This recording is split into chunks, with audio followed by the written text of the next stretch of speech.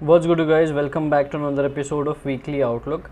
In the last week, we saw how gold pretty much went as we expected, but after meeting our target of 2600, it reversed back up. Now, what are we expecting this specific week? Let's quickly find that out. So to start off, we always look at the dollar index and understand what is exactly up with the dollar index. And this time we last week we expected some sideways to bullish price action. That is exactly what we've got, and so far with the closing I'm really very happy. I think maybe this week we could see something like this. We could see something like this, or we could simply continue higher to target 104 104.8 odd levels, right? Or at least into this imbalance right here, which could be 103.5 odd levels. So my bias is very simple. I will be still expecting either bearish to bullish week on the dollar index, or I would expect a simple continuation on the higher side and then maybe a pullback on the downside. Now we move to the next pair, which is pound dollar, and here there is some interesting price action. I noticed that we are compressing.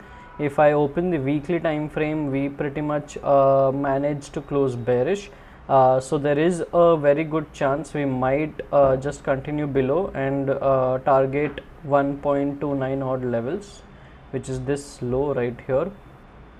And even on daily time frame, as long as, technically speaking, as long as this low is protected, we are supposed to be bullish, but this does not look very strong to me. The reaction is very compressed in a manner, right?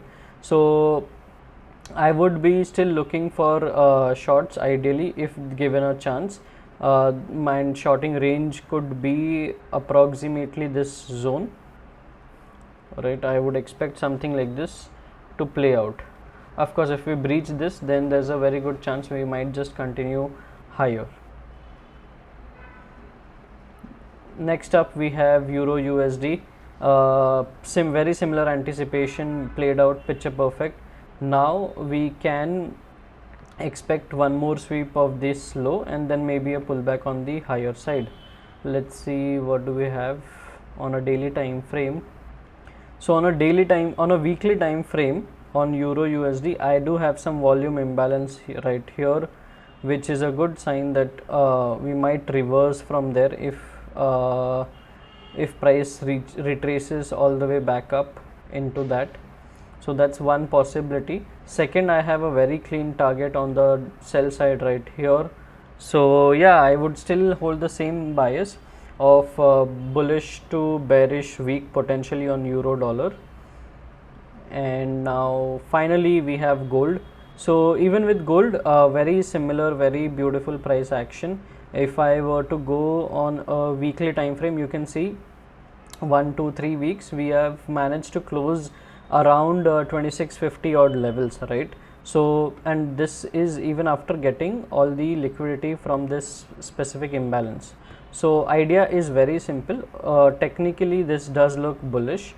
However, if I go on a daily time frame right here, I have a shift in market structure followed by a break of structure.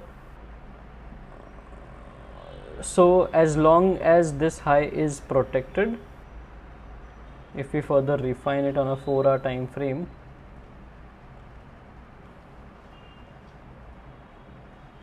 so as long as I think this high is protected, there is a chance that we might continue bearish. I think it would be a little risky to look for that opportunity, but this might play out if we are bearish, because I'm expecting if positionally gold has to remain bearish, then September highs needs to be protected.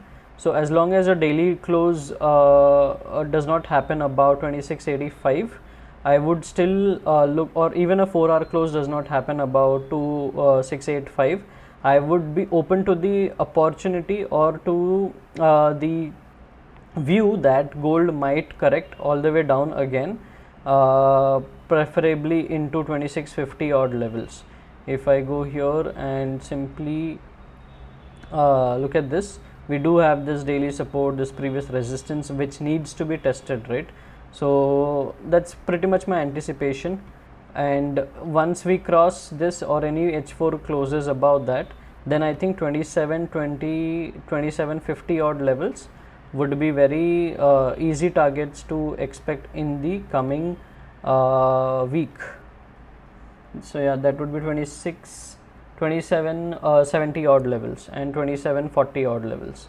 So that's pretty much on gold, guys. I hope you found the analysis helpful. If you did, make sure you hit the thumbs up button, and I'll see you in the next one.